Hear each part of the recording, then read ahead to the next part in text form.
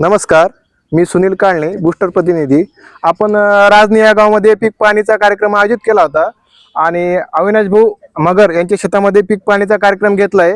तर इथं आपले तुळजाई कृषी सेवा केंद्र म्हणजे कृषी विक्रेते पण हजर आहेत.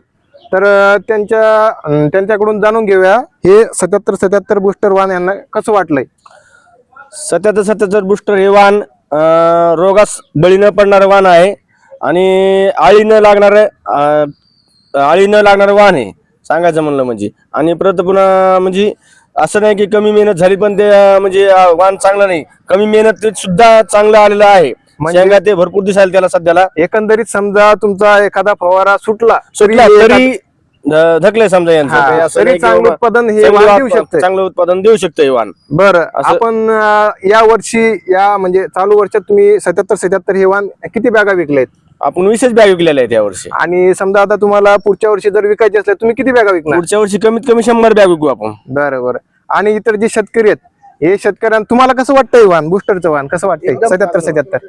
आता पुढच्या वर्षी तुम्ही कोणतं वाहन पेरणार. बूस्टरच करणार. 7777 तुम्हाला वाटलं ना छान आहे व्हेरायटी. नाही हाय फरक लय हा हा. आता काही वराट्यात आणि ह्या वराट्यात फरक आहे. बरं बरं आणि बाकी वराट्याला म्हणजे आळीचं येतं हाय यंदा. बरं माझ्याकडे बी 2 थैलेत नाही बरं बरं बूस्टरचे.